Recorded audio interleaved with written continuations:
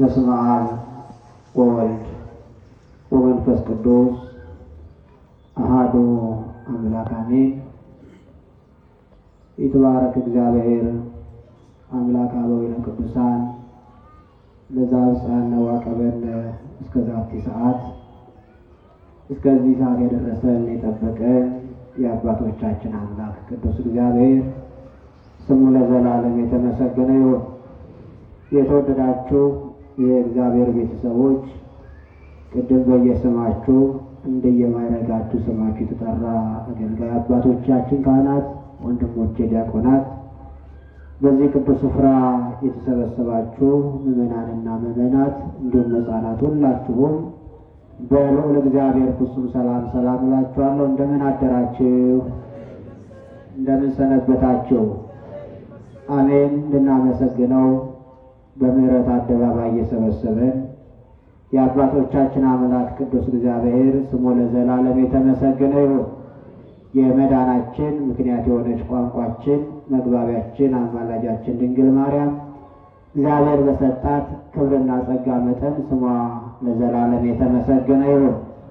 ጥቂት ደቂቃ ሰዓቱ በጣም ስለረፈደ እንደው መልእክት ለመናገር ያህል የዛሬውን ሰንበት እናነሳና አብረን መልእክቱን ሰምተን መርሐ ግብራችን እንቋጫለን። እግዚአብሔር ከሁላችን ጋር ይሁን። ኒቆዲሞስ በሉ እስቲ ሁላችሁ እስቲ ኒቆዲሞስ በሉ።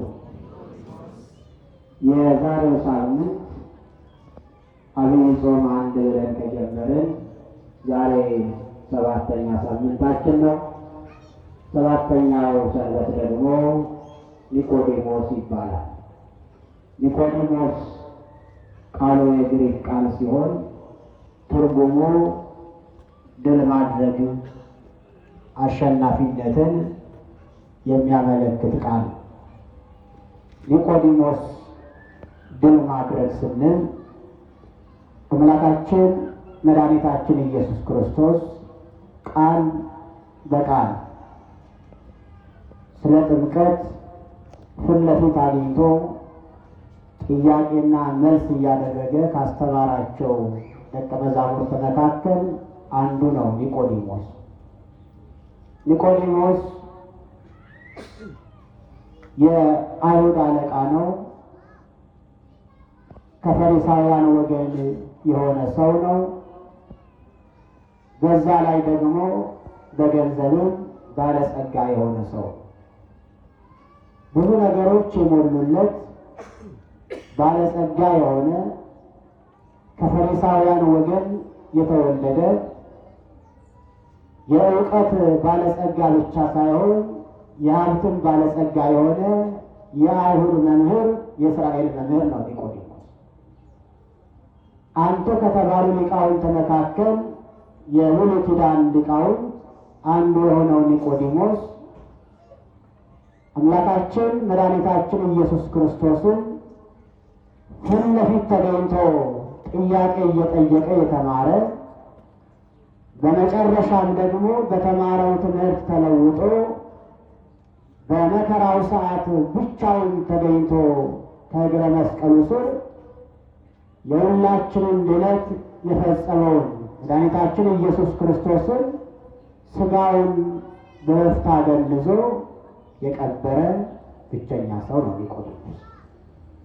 ይሄ ኒቆዲሞስ አምላካችን መድኃኒታችን ኢየሱስ ክርስቶስ በአዲስ ኪዳን ትምህርቱ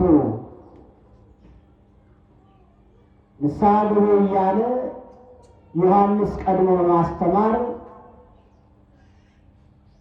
ልቡናቸውን ለክርስቶስ እንዲመልሱ በማከናወን አምላካችን መድኃኒታችን ኢየሱስ ክርስቶስ እስከሚመጣ ድረስ ቀደም ብሎ በመገለጥ ዮሐንስ በማገልገል ጥምቀትን ክርስቶስ በአካል ተገኝቶ በዮርዳኖስ ወንዝ ሲመሰርት የዓይን ምስክር ሆኖ የተገኘ ዮሐንስ መጥምቅ፣ ጥምቀት በተግባር ስትመሰረት ምስክር የነበረው ዮሐንስ፣ ጥምቀት በትምህርት ሲመሰረት ደግሞ ምስክር የሆነው የዓይን ምስክር እማኝ የሆነው ኒቆዲሞስ ነው።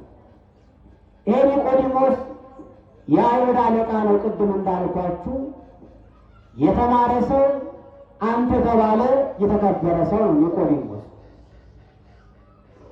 በዛው ልክ ደግሞ ባለጸጋ የሆነ ሰባ ሊቃናት ከሚባሉት መካከል አንዱ ሆኖ የነዛ አባል ነው ኒቆዲሞስ። ይሄ ኒቆዲሞስ ባለስልጣን ከመሆኑ የተነሳ ቀን ቀን በስራ እየደከመ ሲፈርድ እየዋለ በተሰማራበት ስራ ላይ እያገለገለ ውሎ ማታ ማታ ደግሞ ወደ ኢየሱስ ክርስቶስ በመቅረብ ትምህርት የሚማር ሰው ነው ኒቆዲሞስ። በተለይ የኒቆዲሞስ ታሪክ የሚያስተምረን ቅድም እንዳለው ትርጉሙ ድል ማድረግ ነው። ኒቆዲሞስ ማለት ድል ማድረግ፣ አሸናፊ ነው። ኒቆዲሞስ ቀን ቀን የተሰማራበትን ኃላፊነት እየተወጣ በዛ ባለው በተማረው ትምህርት በተሰማራበት ስራ ማረፍ ያልቻለው ኒቆዲሞስ ማታ ማታ ደግሞ በጌታ እግር ስር ቁጭ ብሎ ጥያቄ እየጠየቀ የሚማር ብርቱ ሰው ነው ኒቆዲሞስ። በተለይ አሁን ላለን ለኛ ለክርስቲያኖች በተለያየ የሥራ መስክ ላይ ተሰማርተን በአገልግሎት ላይ ያለን በንግዱ ዓለም ሊሆን ይችላል፣ በመንግስት ስራ ሊሆን ይችላል፣ በሌላም በግል ስራዎች ላይ ተሰማርተን ጊዜ አጣን እግዚአብሔርን ለማገልገል ለመማር መንፈሳዊ ሕይወታችን ለማሳደግ ለመቃኘት ጊዜ አጣን ብለን ምክንያት ለምናበዛ ለእኛ ኒቆዲሞስ ለእኛ አስተማራችን። የቱንም ያህል ባለስልጣን ብንሆን የቱንም ያህል ብንሾም በአጃቢዎች ታጅበን የምናገለግል መንግስትንም ቤተ መንግስትንም ቤተ ክህነትንም የምናገለግል ባለስልጣናት ብንሆን ከኒቆዲሞስ የበለጠ ስልጣን ግን የለም። የቱንም ያህል በብልጽግና ማማ ላይ ተቀምጠን በጣም ቢዚ የሚያደርገን ስራ ጫና ቢኖርብን ከንጉሥ ዳዊት በላይ ግን የሥራ ብዛት አይኖርም። እነዚህ አባቶቻቸው ባላቸው በዘመናቸው በኃላፊነታቸው ያለባቸውን አደራ እየተወጡ እግዚአብሔርን ለማገልገል እግዚአብሔርን ቃል ለመስማት ማረፍ የሚገባቸው በምን እንደሆነ የተረዱ ሰዎች ጊዜ ሳያጡ እያመቻቹ እግዚአብሔርን በማገልገል ሕይወታቸውን የቃኙ ሰዎች ናቸው። ኒቆዲሞስ ማታ አይደለም ቀን ጊዜውን አመቻችቶ መማር ይችላል። መማር ይችላል። ምናልባትም ቀን ለመማር በክርስቶስ ቢመጣ ክርስቶስን ከቶ የሚማር የእጁን ታምራት ያለበትን ትምህርት የሚሰሩ ብዙ አማኞች አሉ። ለተለያየ ምክንያት የሚከተሉ በቁጥራቸው ግን እጅግ ብዙዎች ይሆናሉ። ግን ኒቆዲሞስ ቢመጣ መንገድ አውቆ የሚከፍቱለት የተከበረ ሰው ኒቆዲሞስ መማር ክርስቶስን ፊት ለፊት ማግኘት ይችላል። ኒቆዲሞስ ቀን ቀን ስራውን ይሰራል፣ ማታ ደግሞ ወደ ክርስቶስ መጥቶ ይማራል። አንደኛው ኒቆዲሞስ ቀን ቀን ለመማር በጣም ስራ ስለበዛበት ብቻ ሳይሆን የተከበረ መምህር የተፈራ መምህር የእስራኤል መምህር እንደሆነ ራሱ ክርስቶስ ሲመሰክርለት ስላጠና ይህ የተፈራ የተከበረው መምህር ክርስቶስ ጋር መጥቶ ቀን እየሰው እያየ ቢማር አለቅነቱ መምህርነቱ ጥያቄ ውስጥ እንዳይገባ በተለይ አይሁዳውያን ክርስቶስን በዛ ዘመን ስላልተቀበሉ ክርስቶስ ገና አልተወለደም ብለው ከሚያምኑት ወገን የእነሱ አለቃ ስለሆነ ጸሐፍት ፈሪሳውያን ደግሞ በክርስቶስ ያላመኑ ራሳቸውን በጽድቅ ወንበር ላይ አስቀምጠው ሰዎችን የሚንቁ ሰዎች ስለሆኑ ከእነዚህ ወገን የሆነ ነው ኒቆዲሞስ። እንዴ መምህር እየተባለ እየተከበረ ያለው ኒቆዲሞስ ሲማር ቁጭ ብለው ቢያዩት ደግሞ እንደው ምን ይሉኛል የሚል ደግሞ ፍራቻ አደረበት ኒቆዲሞስ። በሌላ መልኩ ኒቆዲሞስ ቀን ከመማር ይልቅ ማታ የሚገኘውን በረከት ያውቃል። አይምሮ ተሰብስቦ በንቃተ ሕሊና ሆኖ ለመማር የሌሊት ትምህርት ምቹ ስለሆነ ማታን ፈልጎ ለመማር በጨለማ ወደ ክርስቶስ መጣ። አስቡ፣ ቀን በስራ ደክማችሁ አይምሯችሁ ተወጥሮ ማታ ደግሞ በመማር የሚገኘው ረፍት ለማግኘት ወስናችሁ ስትመጡ ከባድ ከእንቅልፍ ጋር ታገላችሁ። ድካምን አሸንፋችሁ መማር አለብን ብሏል። ጊዜን ለእግዚአብሔር መስዋዕት ማድረግ አለብን። በነፍሴ መማር፣ ማወቅ፣ መረዳት፣ ወደ እግዚአብሔር መድረስ አለብን ብሎ ወስኖ መከተል ግን ከባድ። ኒቆዲሞስ ያደረገው ይሄ ድል ማለት እንቅልፍን ማሸነፍ፣ ድካምን ማሸነፍ፣ ከእግዚአብሔር የለየውን ነገር አሸንፎ ወደ አሸናፊነት መምጣት፣ ድል ማድረግ ካልተቻለ ክርስትና የለማ። ኒቆዲሞስ የአይሁድ መምህር ነው፣ ግን ደግሞ ያላወቀው ነገር አለ።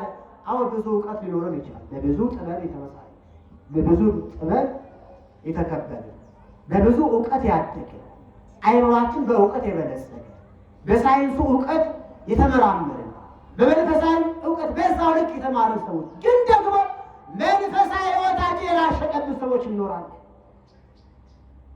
የቱንም ያህል አዋቂዎች ብንሆን በእግዚአብሔር ቤት መጥተን የምናገኘው ጥቂቷ ቃል የሕይወታችን ለውጥ ልትሆን ትችላለች። ስለዚህ ኒቆዲሞስ የሚያውቀው እውቀት አለ። የአይሁድ መምህር፣ ብሉይ ኪዳንን ጠይቆ የተማረ መምህር፣ ከሰባ ሊቃናት መካከል አንዱ ነው። ኒቆዲሞስ ደግሞ የሸንጎ ሰብሳቢ ነው። የአይሁድ ሸንጎ ሰብሳቢ ዋናው ኒቆዲሞስ። እንደዚህ ሆኖ ኒቆዲሞስ መማር እንደሚገባ ያወቀው እውቀት ያለው ሀብት ያለው ስልጣን ሊያሳርፈው እንደማይችል ስላረጋገጠ ኒቆዲሞስ ሰዎችም እንዳይሰላክሉበት፣ በኃላፊነቱ ላይ እንዳይመጡበት፣ የሚያደምጡት ሰዎች እሱን ከማድመጥ ወደ ኋላ እንዳይሉ ኒቆዲሞስ ቀን ቀን ስራውን እየሰራ ማታ ለመማር ወሰነና ወደ ክርስቶስ በጨለማ የሌሊት ተማሪው ኒቆዲሞስ ወደ ክርስቶስ ሲመጣ በመጀመሪያ ወደ ክርስቶስ ቀርቦ አንተ መምህር ሆነ ከእግዚአብሔር ተልከህ እንደመጣ እናውቃለን አለ ኒቆዲሞስ።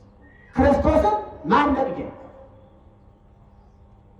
ክርስቶስን ማድነቅ ሲጀምር ኒቆዲሞስ ክርስቶስን ደግሞ በዛው ልክ አንተ መምህር ስትሆን፣ አንተ አዋቂ ስትሆን፣ አንተ ባለስልጣን ስትሆን ወደዚህ መምጣት ለመማር ማሰብ አንተ የተከበርክ ሰው ነህ ብሎ እንዲያመሰግነው ይፈልጋል ኒቆዲሞስ።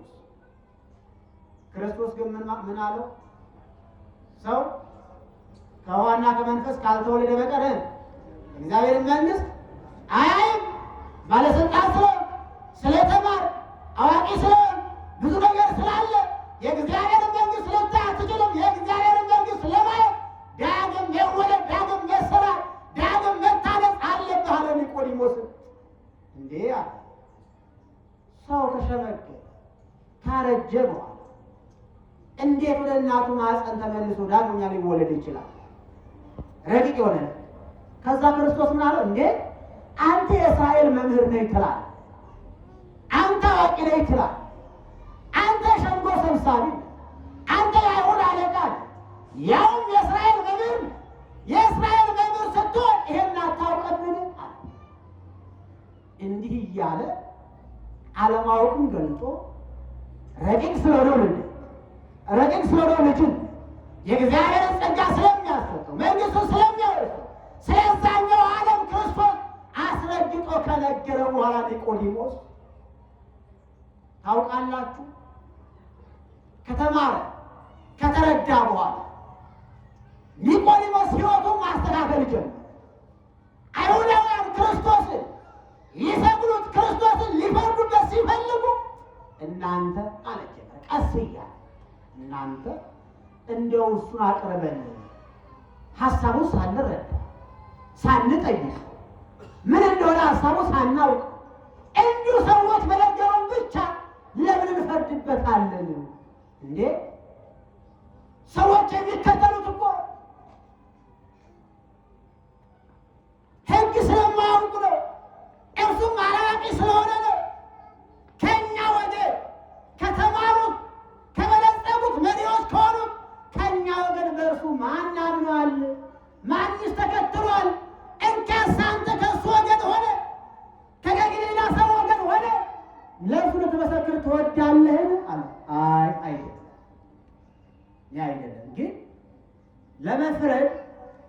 ለመፍረድ ቢያንስ አቅርበነው ጠይቀነው ሐሳቡን ተረድተነው መፍረድ ይገባል እንጂ ሳናቀርብና ሳንጠይቅ እንደው ዝም ብሎ መፍረድ እኮ ሕጋችን አይፈቅድም።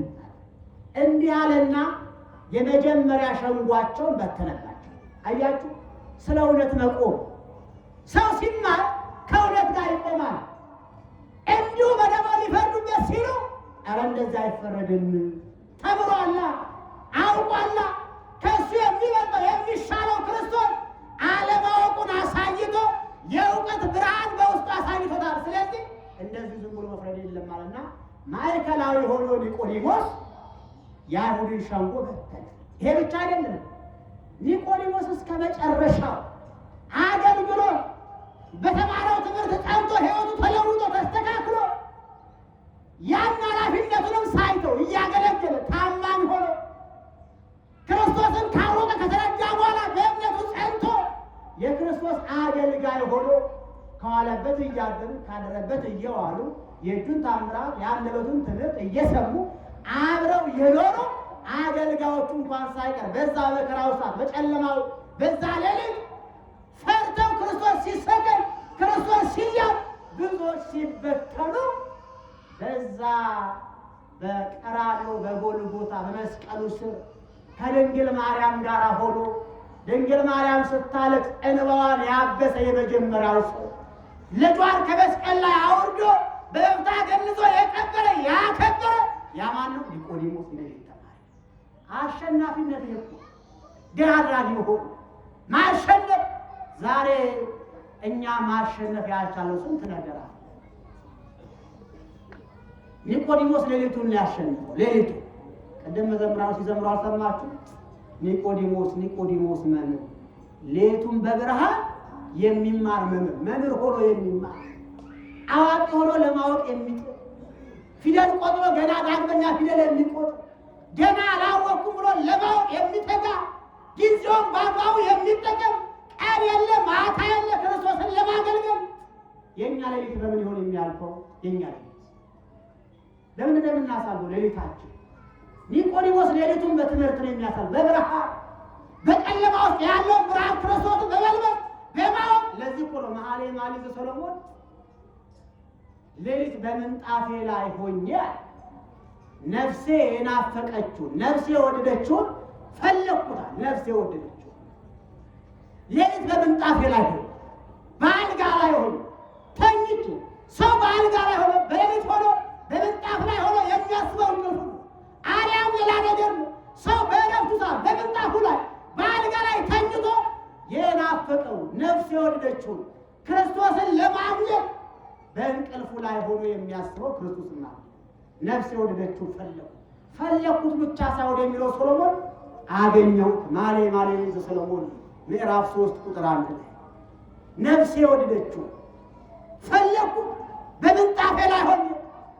ኒቆዲሞስ ሌሊት ሆኖ ማረፍ ሲገባው ደግሞ ወደ ቤቱ ሳይሆን የሚገባው ሌሊት ነፍሱ የፈለገችውን ነፍሱ የወደደችውን ክርስቶስን ፈልጎ ማግኘት ነው። ፈለገው አገኘ።